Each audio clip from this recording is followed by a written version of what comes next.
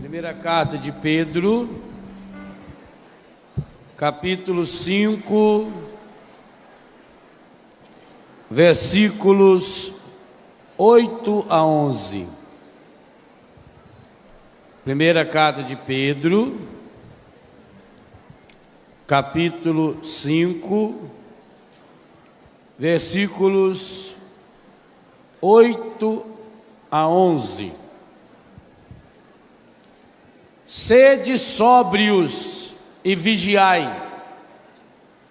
Vosso adversário, o demônio, anda ao redor de vós, como o leão que ruge, buscando a quem devorar.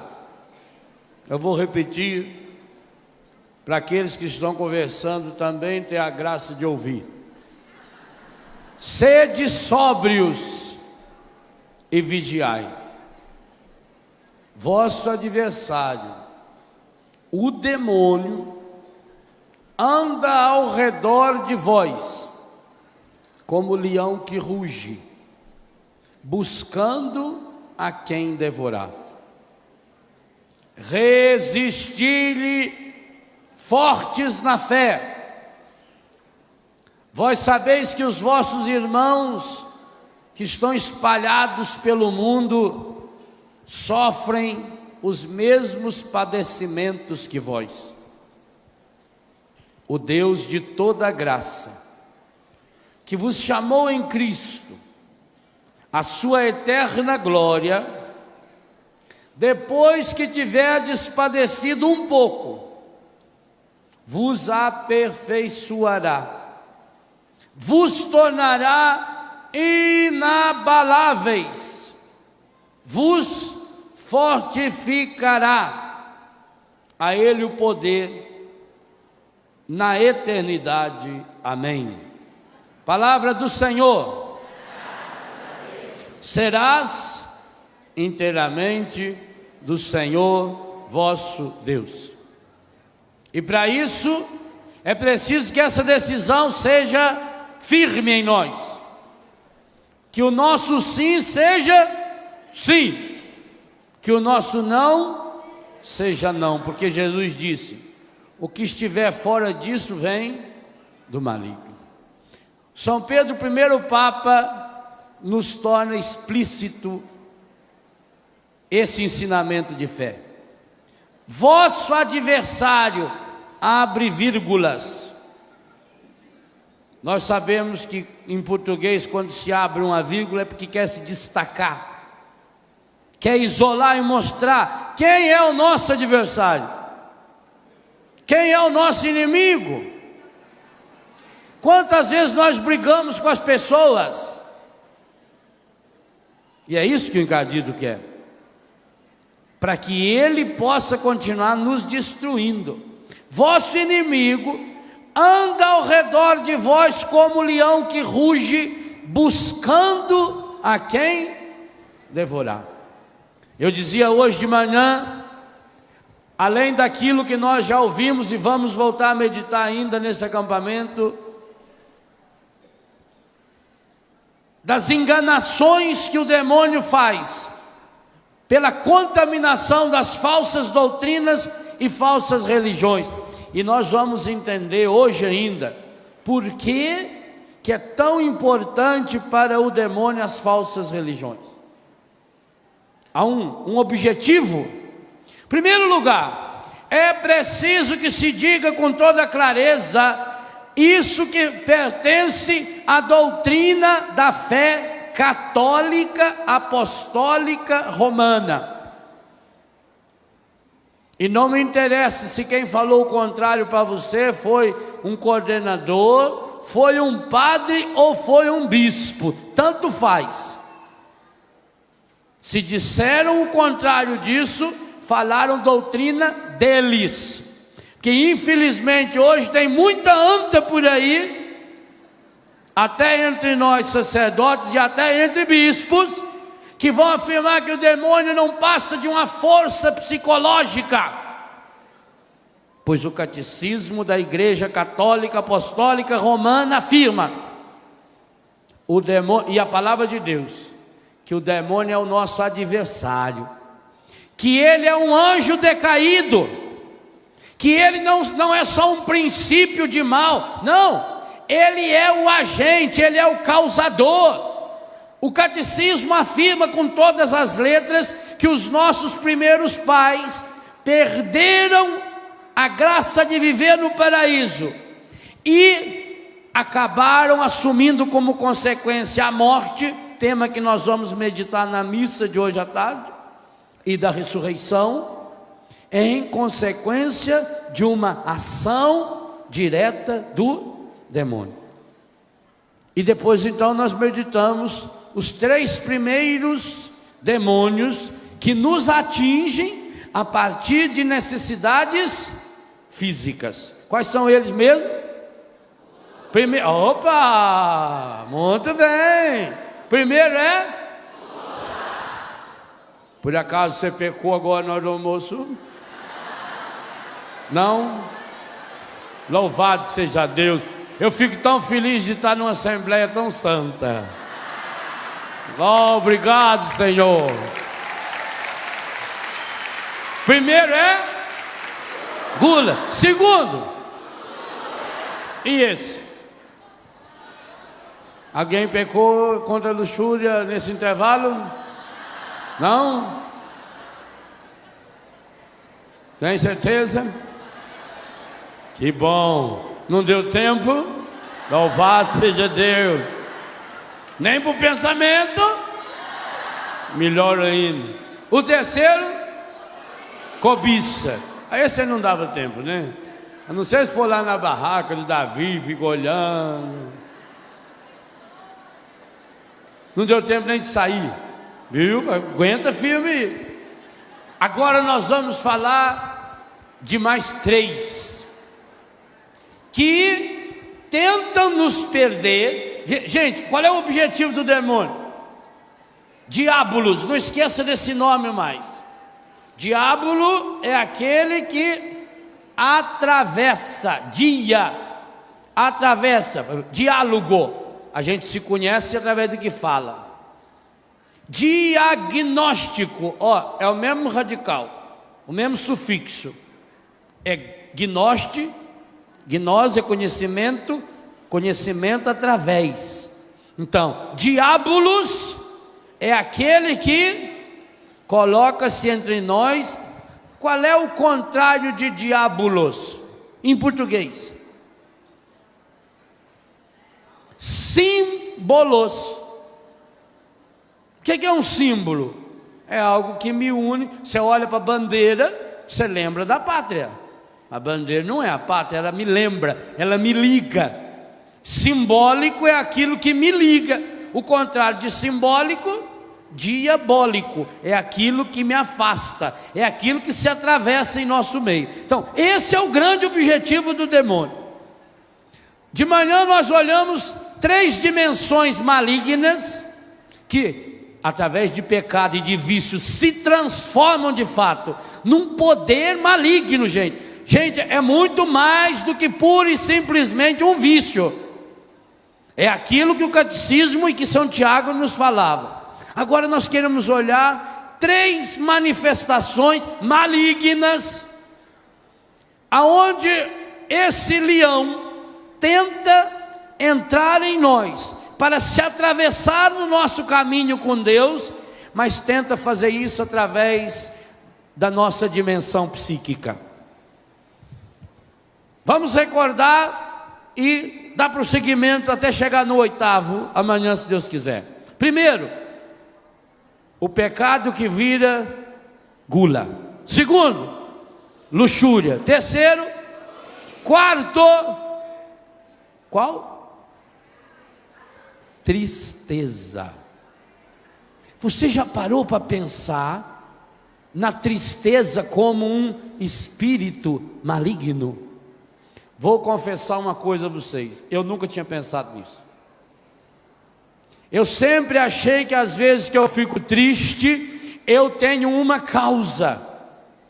Eu sempre tento descobrir uma causa ou os culpados pela minha tristeza. Mas preparando esse acampamento, pude perceber de fato, a tristeza, ela não é só uma arma do inimigo, ela é o próprio maligno.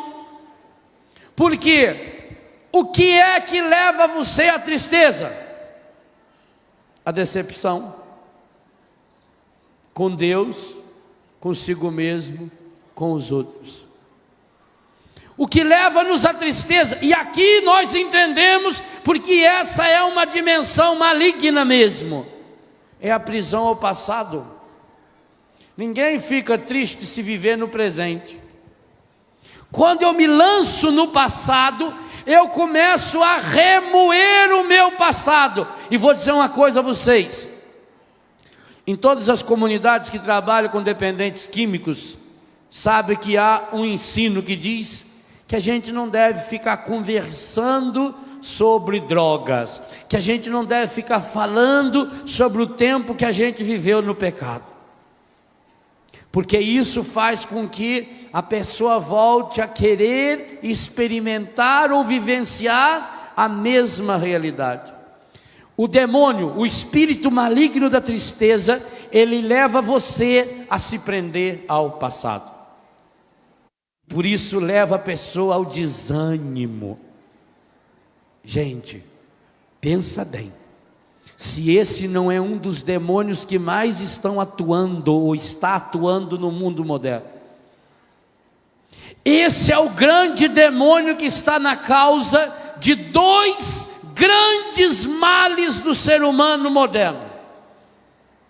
Todos dois começando com a letra D: depressão e dependência química. A tristeza é a perda do sentido da vida. A tristeza é demoníaca porque ela é a ação contrária a Deus. Olha, o que diz o primeiro capítulo da Bíblia, no versículo 31, você que tem a Bíblia, abre rapidinho, é fácil de achar, é antes do Apocalipse, Gênesis 1, é muito fácil. Gênesis 1, versículo 31.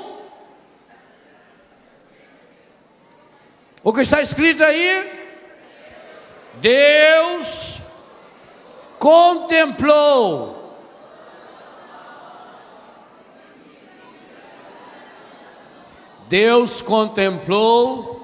toda a sua obra e viu que tudo era muito bom.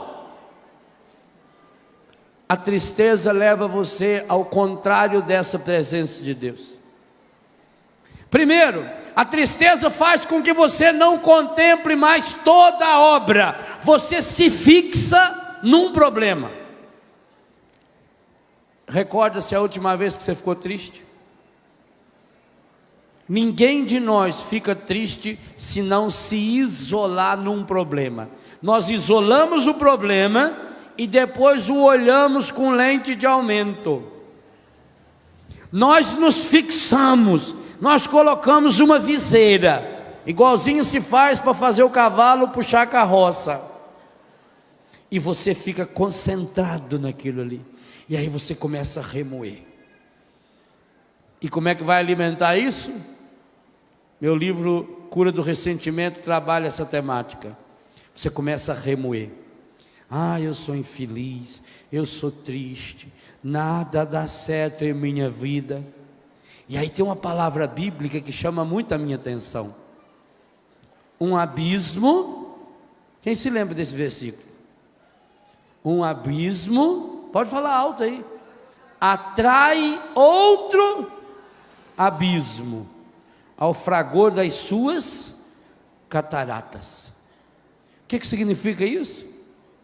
Quando eu me fecho na tristeza, eu começo a atrair tristeza para mim.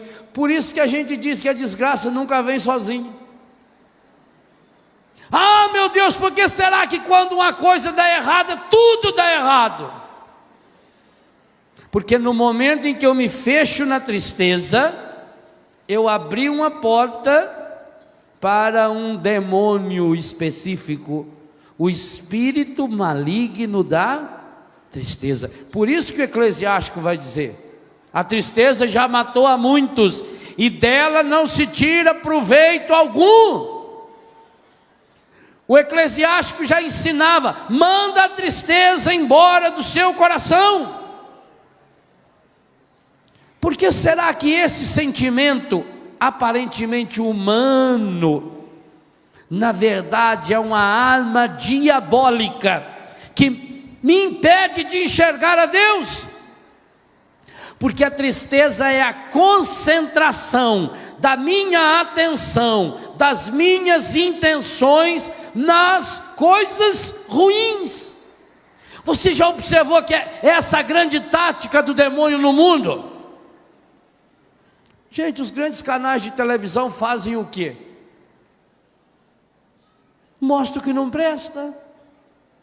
Vocês imaginam o seguinte: os canais de televisão abertos no Brasil, Globo, SBT, Bandeirante, esses grandes canais de televisão, eles estão ligados às grandes redes internacionais de notícia. Então eles têm por dia aproximadamente 1.500 máquinas dessa aqui, 24 horas filmando no mundo inteiro. Faça a conta: 1.500 câmeras vezes 24 horas. Quanto dá? 36.000 horas por dia. Aí eles precisam selecionar o material para fazer o Jornal Nacional, que tem a duração média de 36 minutos. É 0,0001%. Eu tenho 36.000 horas para selecionar 36 minutos. E seleciono o quê? Por quê? Por que só se seleciona desgraça?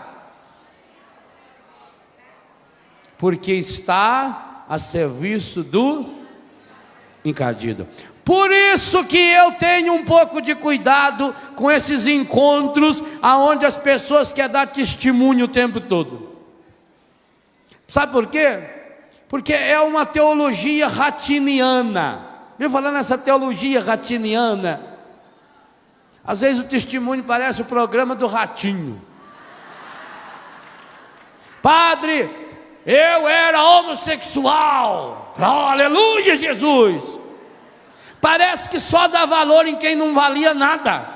Tem gente que tem vergonha, diz: eu tenho tanta vergonha porque no meu passado eu não tenho nada feio para falar. Como é que eu vou falar que Jesus é o Senhor da minha vida? Porque começa a criar essa mentalidade, gente. Porque nós passamos a valorizar o que não presta. O espírito maligno da tristeza é uma arma que entra no seu coração e passa pelos seus olhos, que faz com que você se torne um especialista em coisas que não prestam. Em todo lugar que você vai, você só vê defeito. Todas as pessoas que você conhece, você só vê defeito. Você só vê o que não presta. E outra, quando a pessoa está impregnada por esse demônio, além dela ver, ela só comenta o que não presta, fala para todo mundo o que não presta, espalha panfletos mostrando o que não presta, porque ela tem que justificar que ela já está completamente dominada por esse espírito maligno da tristeza. E qual é o único jeito de vencê-lo? Nosso Senhor nos ensinou ontem já, na abertura desse encontro: minha alma engrandece o Senhor, meu espírito exulta, pula de alegria em Deus meu Salvador. O que nós éramos convidados na primeira leitura da missa de ontem, que abria esse acampamento: soltai gritos de alegria, filha de Sião. Gente, por que será que quando Paulo e Silas foram presos à meia-noite, jogaram eles lá no fundo do poço, amarrados, bateram neles, deixaram eles pelados, judiaram até não poder mais. E o que eles estavam fazendo na prisão? Pulando e louvando a Deus. E foi por isso que venceram o demônio. Por isso que o demônio não gosta da renovação carismática católica. Ele não gosta. Por quê? Porque a renovação foi chamada a exercer na igreja o ministério do louvor e da alegria. E sabe qual é a minha tristeza? Quantos grupos hoje já estão dominados por esse espírito da tristeza? Quantas famílias dominadas por esse espírito da tristeza? Quantos sacerdotes, quantas vezes eu estou dominado pelo espírito da tristeza? O espírito da tristeza tira as nossas armas de defesa. Hoje a ciência diz que quando a pessoa vai introjectando a tristeza no seu coração, ela perde a sua capacidade imunológica. Facilmente essa pessoa fica doente. Essa pessoa vai começar a ver os problemas com lente de aumento. Essa pessoa passa a olhar para si mesma. E aí ela começa a perguntar: onde está Deus? Se Deus existisse, como é que teria tanta desgraça no mundo? Quantas vezes você já deve ter ouvido alguém dizer assim: quando eu vejo uma criança doente, eu me revolto contra Deus. Quanta gente perdeu a fé na hora de uma desgraça? Por quê? Porque aconteceu um problema? Não. Porque estamos dominados por um demônio terrível chamado espírito e é preciso expulsar esse espírito do nosso coração. A alegria do Senhor será nossa força. Jesus vai nos ensinar no capítulo 15 de São João, versículo 9 ao 11, que a minha alegria esteja em vós e a vossa alegria seja completa. São Paulo vai nos ensinar da carta que escreveu da prisão: alegrai-vos sempre no Senhor. E já preguei sobre esse tema nesse rincão, quando em todas as santas missas o sacerdote convida o povo de Deus a vencer e a derrotar esse espírito maligno da tristeza. Corações ao alto. Demos graças ao Senhor nosso Deus. Pensa no que você falou. É nosso e nossa. Logo, se eu não dou graças a Deus, eu não estou cumprindo o meu dever, e além disso, estou perdido. O que o demônio quer é que nós nos perdamos em nós mesmos, nessa e na outra vida. O espírito da tristeza leva você a ficar preso ao passado. E aí é uma área em que o demônio domina. Preste atenção no que vou perguntar. O demônio conhece meus pensamentos? Se ele não conhece meus pensamentos, como é que ele é capaz então de me sugerir maus pensamentos? Hein? Porque a gente fala, e quando a gente não fala?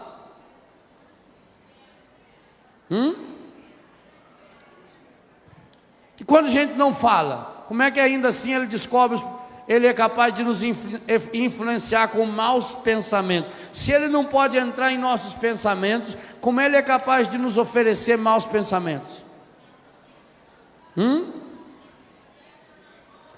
Por dois modos. Primeiro, ele conhece todo o nosso passado que não foi confessado. Correto? Porque não precisa entrar no pensamento para conhecer. Qualquer pessoa que anda perto de nós vai descobrir o que nós vivemos. E a Bíblia diz que ele, além de perto, ele fica de zóio um tempo inteiro aberto. Ele está só bisoiando, só olhando. Ele está lá com o binóculo dele, regulando ali. Ele não é a cobra que fica escondido no meio do mato lá no paraíso? O passado que eu não confessei está na mão de quem? Deus conhece os nossos pecados? Sim ou não? Sim. Deus conhece? Sim. O pecado é o mal? Sim. Então como é que São Tiago diz que o mal é inacessível a Deus? Se o mal é inacessível a Deus, nosso pecado pode chegar a Deus? Não, gente, é fé da Igreja Católica. Por isso que tem o purgatório. Nós vamos comentar sobre isso na missa, que é para a pessoa purificar, porque no céu não pode chegar nada que seja impuro. O seu pecado é puro por acaso? O meu não é. O meu passa longe de Deus, graças a Ele. Se o nosso pecado não chega até Deus, onde ele fica? Fica muito bem guardado no coração e na vida de quem não se confessa e nas mãos do encardido, que vai adubá-lo, regá-lo, cuidar dele para você. E assim que você voltar para buscar, ele já vai te dar com todos os frutos possíveis. Ele é o acusador. Está na palavra em Apocalipse 12. Ele é aquele que dia e noite está nos acusando. Então, se nós queremos ser livres do espírito maligno da tristeza, nós precisamos com urgência renunciar os pecados cometidos no nosso passado. E na Igreja Católica ninguém tem desculpa de não fazer isso, porque tem um sacramento, aonde você, lembrando-se dos seus pecados, você vai e confessa, e você é absolvido. E sobre os pecados absolvidos ninguém tem poder, nem o demônio. Por isso ele é o pai da ilusão, ele é o pai da mentira. Ele nos prendendo ao passado faz com que a gente se alimente do passado. Então nós passamos agora a olhar para nós com um sentimento de menos-valia. E aqui começamos a ofender seriamente a Deus, porque eu começo a dizer: eu não sou nada, eu não presto, porque eu não dou certo, porque desde pequenininho que eu sofro, porque ninguém gosta de mim. Padre, se eu for contar a minha história para o senhor dar um livro, o tanto que eu sofro. Quando eu era pequeno, a minha mãe não gostava de mim, gostava mais do meu irmão, minha avó não gostava de mim, a professora não gostava. Por que será que ninguém gostava de mim? Porque você é muito chato, já devia ter morrido. Você está só ocupando a moita. Ou não acontece isso com você? Você fica remoendo, remoendo. E quando a gente fica remoendo o passado, vem a tristeza. E quando vem a tristeza, nós alimentamos o passado. E aí nós não enxergamos as coisas bonitas que Deus nos dá. É como quando a gente está resfriado. Você está resfriado, tem uma mesa farta, não tem vontade de comer. Quando você tem dor de dente, você tem vontade de comer doce? Não quer nem chegar perto. A pessoa oferece uma rapadura para você, você aceita um pedaço? Quer um pedaço de rapadura? Não.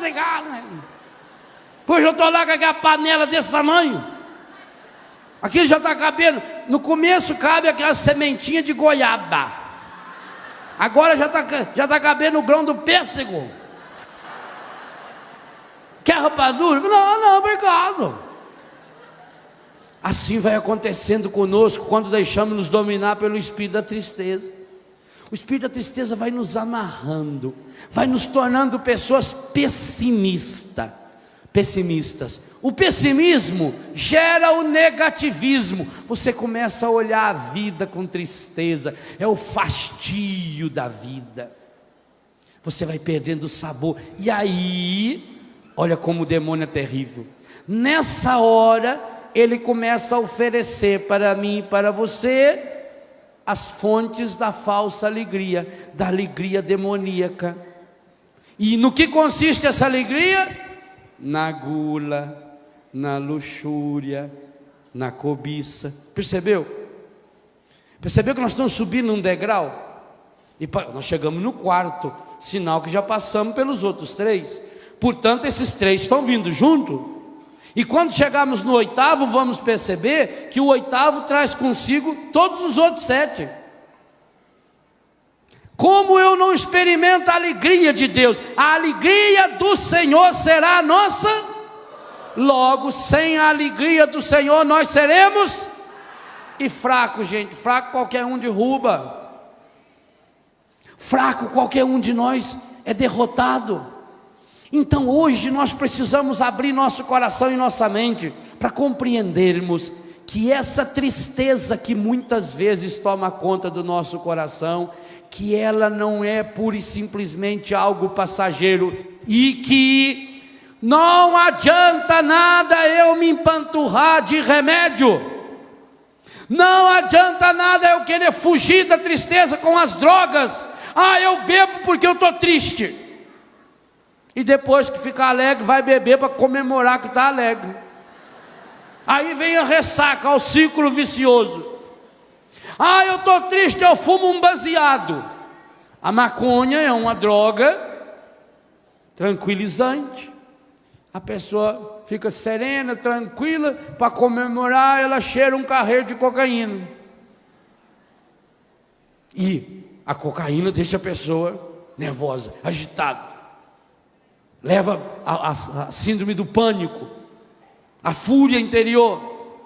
Quer dizer, uma droga vai indo para outra.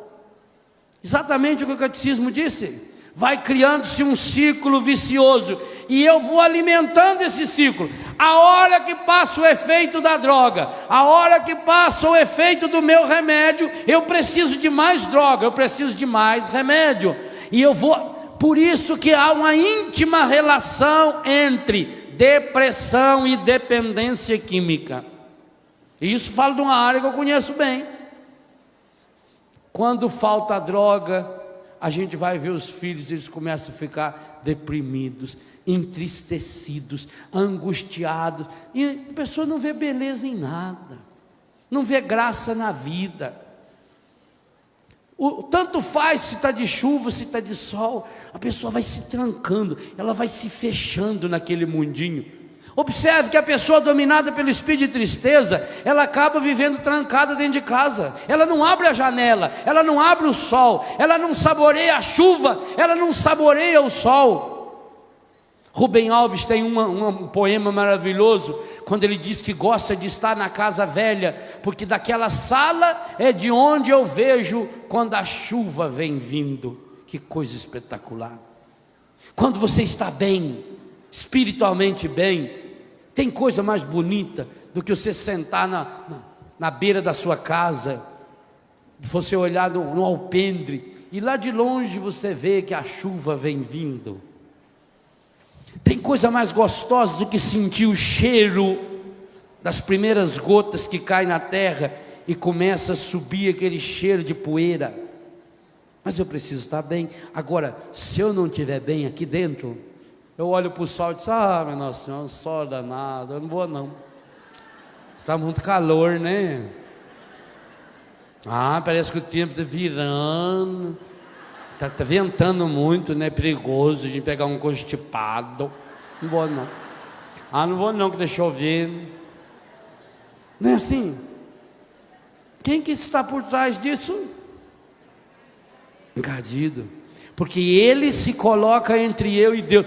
Deus está fazendo o possível e o impossível para ver se levanta você, para ver se faz você abrir os olhos para enxergar aquilo que ele enxergou. Deus contemplou toda a sua obra e viu que tudo era muito. E você não contempla a obra de Deus, você se contempla. Ao lado desse espírito maligno da tristeza, o quinto espírito maligno que trabalha junto com a tristeza. Aliás, alguns dos monges antigos escrevem esse em primeiro e a tristeza como consequência. Esses dois trabalham muito juntos. Nós já fizemos um acampamento inteiro sobre esse quinto espírito maligno, só que não com esse nome: o espírito maligno da ira.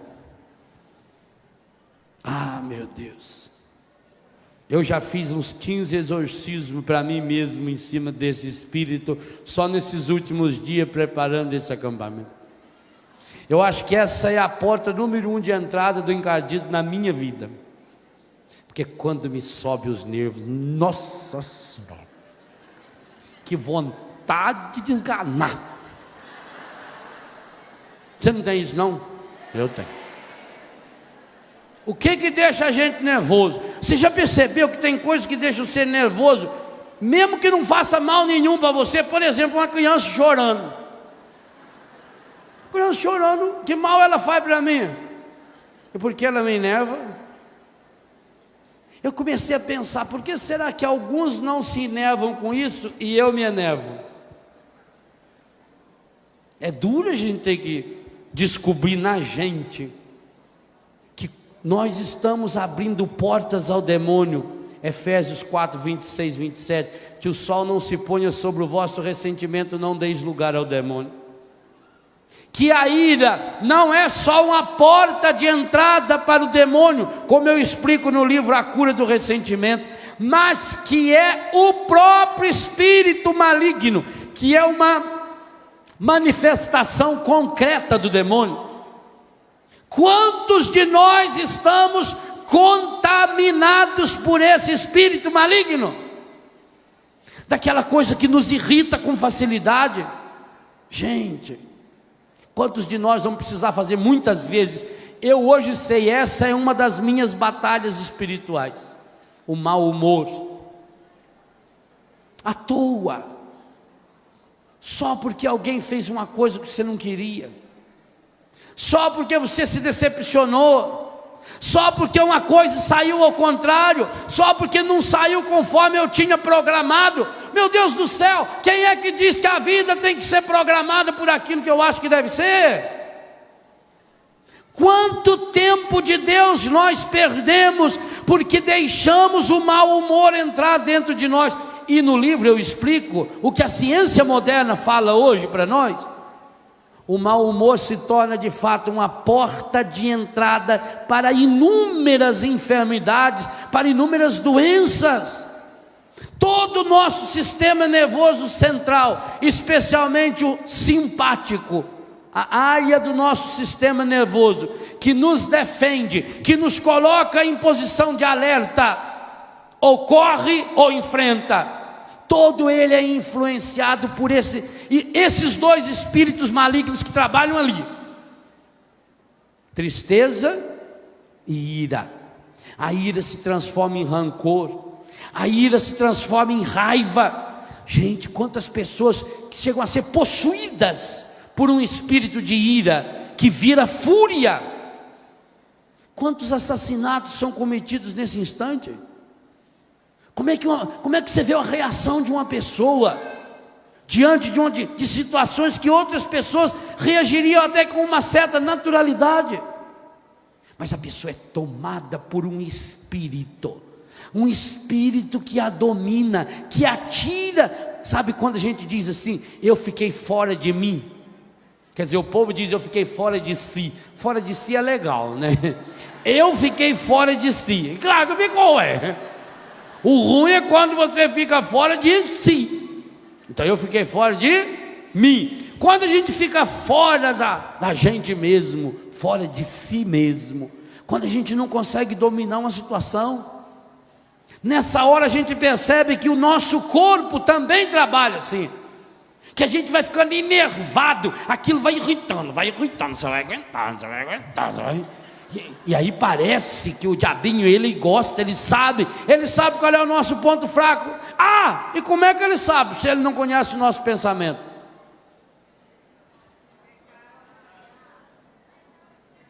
Além do passado, mas algo do presente. Como é que ele pode me tentar agora, se ele não conhece o meu pensamento, com uma tentação do presente, que não tem nada a ver com o meu passado? O passado ele sabe porque eu sei. E ainda, se eu não confessei, eu guardei segredo para ele. Eu conto para ele. Sabe como é que a gente conta para o demônio?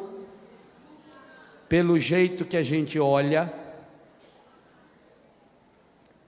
Lá na apostila de Betânia, para os nossos consagrados, tem um tópico que diz que os nossos filhos são especialistas no olhar.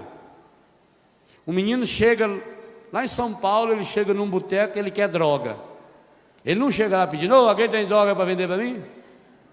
Ele chega, ele bate o olho num, e ele sabe que aquele é o usuário. E ele vira para o cara e dá um sinal. O cara olha para ele, dá um, ninguém vê. Ele viu. Ele criou um código. Nós criamos códigos com o demônio. Como? Nosso jeito de olhar.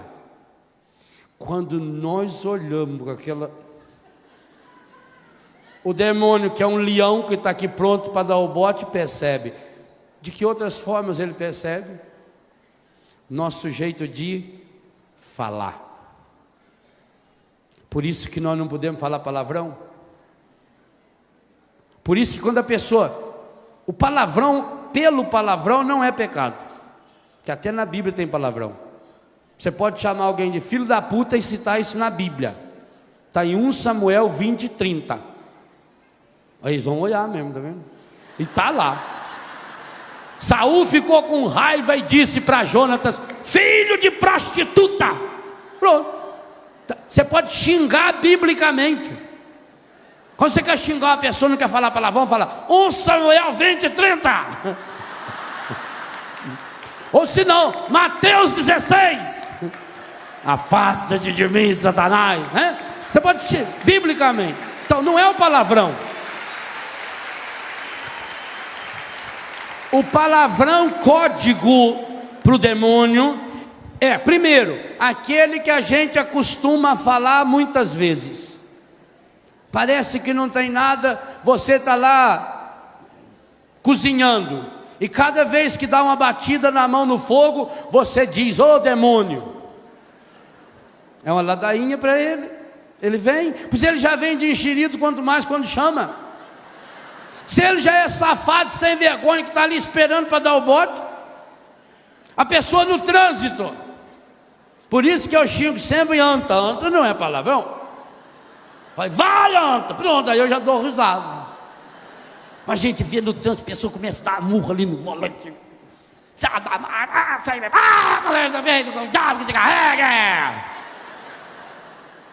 Aí quando a pessoa fala: "Vai que o diabo te carrega", ele diz: "Eu estou carregando você, querido.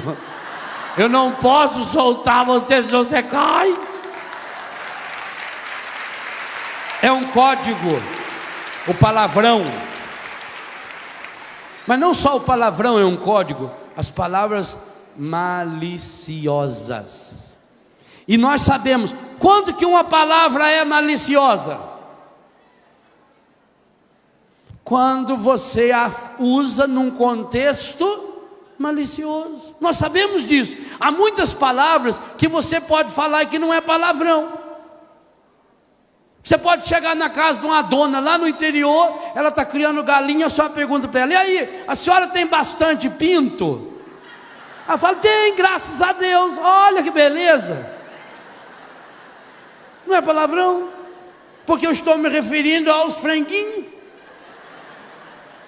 Você pergunta para uma criança de 8 anos: "Qual é a capital do Paraná?" Ela fala: "Curitiba."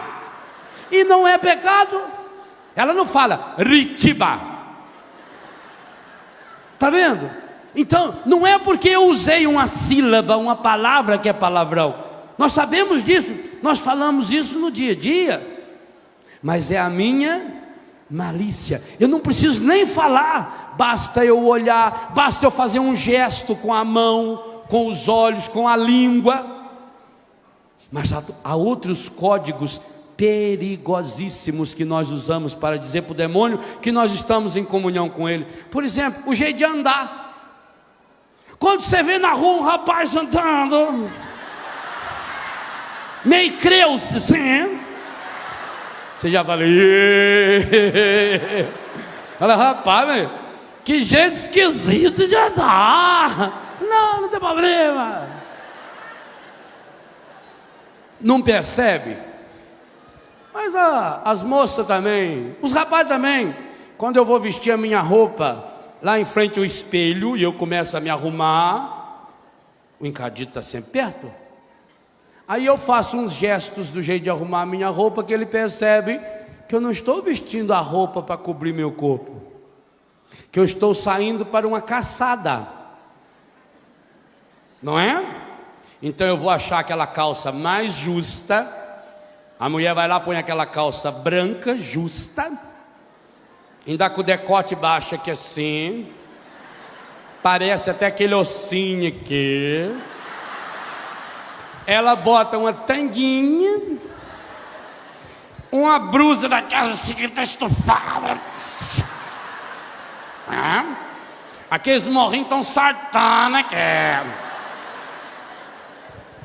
e vai para a missa. Cristo, que corpo, não é? Vira uma tentação. O demônio está ali, ele está percebendo que você não vestiu aquela roupa para se proteger. No entanto, você pode ver uma moça de 15 anos de idade na igreja abrir a blusa e tirar o seio, dar mamar para uma criança, você não tem malícia. Por quê? Porque não teve associação, percebem? Não teve associação maligna. O demônio sabe o que ele pode influenciar meus maus pensamentos por aquilo que eu estou demonstrando, o meu jeito de vestir, o jeito de andar, o jeito de sentar. Por que as mães antigamente ensinavam, principalmente as meninas, a sentar? As moças têm que sentar com delicadeza. Se ela está de saia, ela vai abaixar, ela tem que juntar o joelho, abaixar com jeito, não é assim? Por quê? Porque ela não quer ser tratada como uma prostituta, mas muitas se comportam como se fosse ou até pior, e dentro da igreja. Uma vez eu e o padre João Batista fomos fazer um casamento em Pindamonhangaba. Quando eu entrei lá para arrumar o altar, tinha a madrinha sentada no primeiro banco, com um micro vestido vermelho. E ela começava a cruzar as pernas para lá e para cá. Falei: padre, o senhor precisa rezar pela madrinha da noiva. Ela está com a inflamação no útero. Falei. Que pouca vergonha. Ele estava lá. E ajeitadona ainda. Fosse uma feia, a gente louvava o Senhor, mas não era. É um código com o demônio. A gente percebe. Nas ruas, como é que na rua você sabe uma pessoa é prostituta, prostituto? O jeito que veste. Você cristão não pode vestir assim. Mas aí vem um outro detalhe importante. Você também não pode usar essas camisetas que tem símbolos da nova era. Por que a nova era tem tanto símbolo? Por quê? Código. Para que o demônio fique sabendo que você pertence a ele, que com você ele tem trânsito livre. Por isso ele fica feliz quando você pendura um colar da nova era, quando você põe uma camiseta que tem desenhado lá aquele branco, aquele preto, o yang, o yin, não sei das quantas, porque aí ele sabe que você é sexualmente livre. Homem com homem, mulher com mulher, tanto faz. Ele vai percebendo a simbologia da sua roupa. E quantos de nós quantas mães estão comprando roupinhas para o seu filho com o desenho do Mickey, da Minnie, coisinha bonitinha, faz festinha de aniversário e os filhos tudo com aquela orelhona do Mickey. E o demônio está muito feliz, porque sabe que isso é um símbolo gay, é um símbolo homossexual, e por isso hoje está lastrando tanto. Percebem, meus irmãos, minhas irmãs? É hora de acordarmos. Por isso o demônio não gosta de ver jovens vestindo camiseta aí com Jesus, PHN, castidade, vida nova. Não. Ele vai dizer para você: isso é bobagem, não usa essas coisas não. O que tem? O que tem você usar esses símbolos da nova era? O que tem você fazer umas tatuagens no corpo? Gente, por que a tatuagem é tão usada pelo demônio? porque é uma forma de... A Bíblia diz que nós estamos tatuados na mão de Deus. A Bíblia diz isso com todas as letras. Eu falo isso no livro Seja Feliz Todos os Dias. Como nós não podemos estar tatuados na mão do demônio, ele quer estar tatuado em mim e em você. Por isso que você pode ver, eu vejo pelos nossos filhos que fizeram tatuagem quando estavam na rua, na droga. 99% das pessoas que têm tatuagem tem ao menos um símbolo demoníaco gravado no corpo. E um dos nossos filhos, não sei aonde aí, qual caso eu vi há poucos dias, ele tem uns 10 demônios gravados no corpo. É Curitiba? Lá em casa, Curitiba. Oi? Miguel, uns 10 demônios. Gente, aqui tudo demônio, tudo. Demônio terrível, bruxinha. Todos esses símbolos da nova era. Quer dizer, começa com o quê? Um tribal. O tribal já é um primeiro símbolo demoníaco. Depois vem teia de aranha. Depois vem aquele coringuinha. Depois tem uma diabinha lá que é famosa, não sei como é que ela chama. Sabe o nome da diabinha lá? Aquela diabinha que eles usam. Quase todos os nossos filhos têm uma diabinha desenhada no corpo. E depois, uma diaba mesmo, uma medonha lá. Hipotenusa, sei lá como é que chama aquilo. Quem? Merluza. É, vocês estão sabendo, mundo bem, parabéns, né? Enfim, com o tempo o corpo está todo marcado. E nós ouvíamos hoje o texto dizer que você não pode fazer incisão no seu corpo. Ou não sabeis que o vosso corpo é templo onde habita Deus? Pelo espírito maligno da ira e da tristeza, o demônio vai nos amoldando as coisas externas, e nós vamos tornando-nos outdoor do demônio. Por que algumas marcas de roupa que nós sabemos que hoje são consagradas, não, essa palavra está errada, consagrado só se for para coisa santa, roupa que estão reservadas, que estão contaminadas?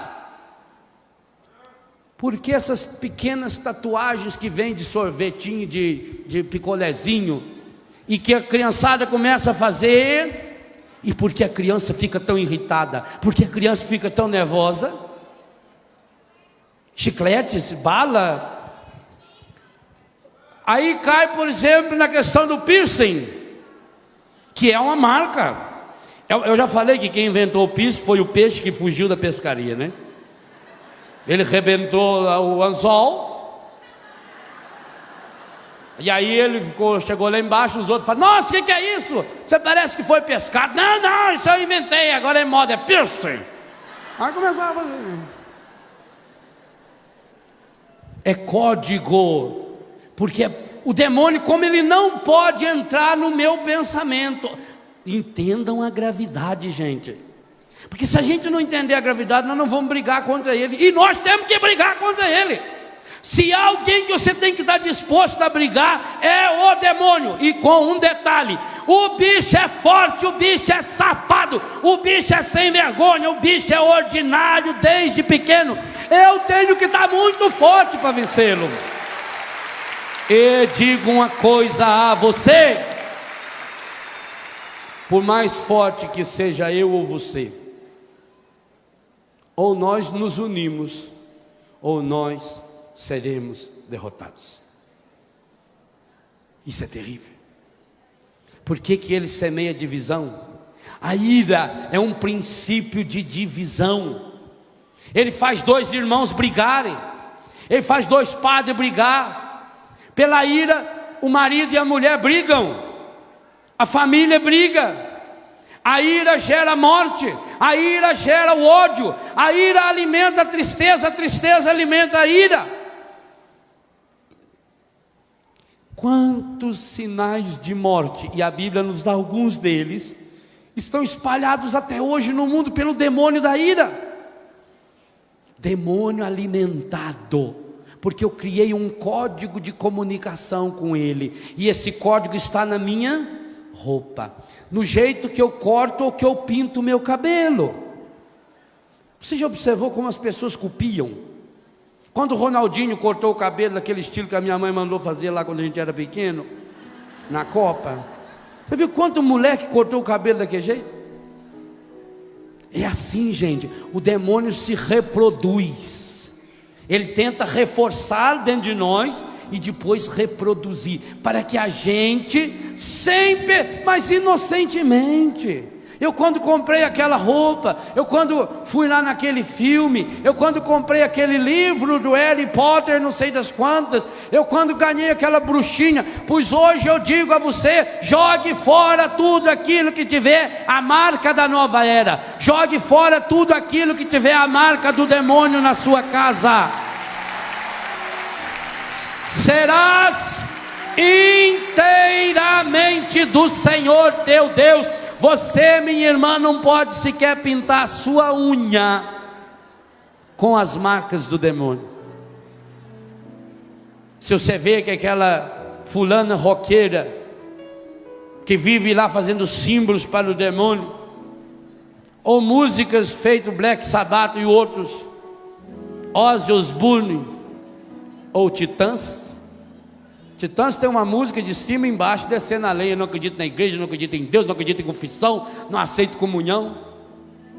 A hora que você está lá no meio, porque eles também gravaram aquela música bonita do Roberto Carlos, ou aquela poesia antiga, ai, é tão lindo, naquela hora você está se contaminando com eles, porque você está usando os mesmos códigos.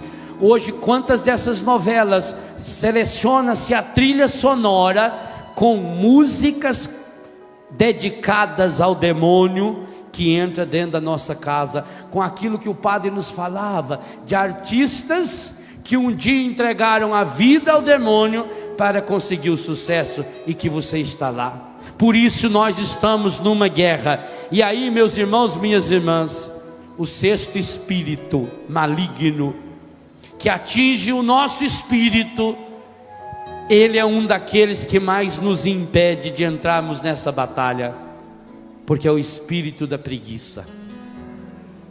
Qual é o primeiro de todos? Segundo, luxúria. Terceiro, cobiça. Quarto, tristeza. Quinto, ira. Sexto, os monges da igreja, os padres do deserto dizem que esse é o demônio do meio-dia. É aquele que ataca a pessoa a qualquer hora. Há hoje um espírito de preguiça que já está entrando no coração das nossas crianças. As crianças estão sendo educadas para deixar-se governar por esse espírito, que está tomando conta do espírito da nossa juventude. Você sabia que é a preguiça que impede você de se ajoelhar na hora da consagração? E cada vez eu fico mais horrorizado com o número de jovens, de adultos, que não se ajoelham na hora da consagração. Espírito da preguiça.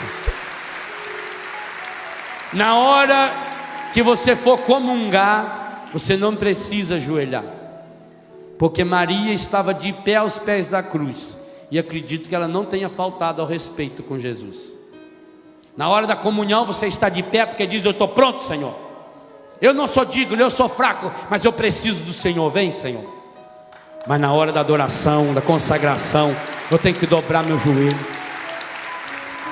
A preguiça de rezar. Quanta gente não reza o terço? Agora estou com preguiça. Claro, deixo para rezar na hora que vai estar faltando 2 minutos para deitar. A preguiça de ir na igreja. A preguiça de trabalhar. Nós estamos criando hoje uma raça de gente fraca, de gente preguiçosa, um bando de mandrião, que só quer ganhar as coisas, só quero que venha a mim, porque eu aperto tudo com um botão e tudo resolve. E eu digo uma coisa a você, eu vejo pelos filhos da nossa comunidade, como é difícil ensinar um menino e uma menina a trabalhar. Por isso que na minha casa, e eu digo, você começa a fazer isso na sua, vale para a sua também. A primeira coisa a fazer quando acorda é arrumar a própria cama. Arruma a sua cama, mas arruma bem arrumado. Arrumar a cama significa que eu estou começando bem o meu dia. Eu vou lá, jogo uma água na cara, tiro as ramelas, já jogo fora, escovo o dente. Então eu estou me predispondo. Hoje vai ser um dia bom. Hoje é o primeiro dia do resto da minha vida. Hoje é o dia que eu vou tomar as decisões mais importantes da minha vida. Meus irmãos, quantas pessoas hoje estão tomando decisões maravilhosas que vão mudar a história do mundo?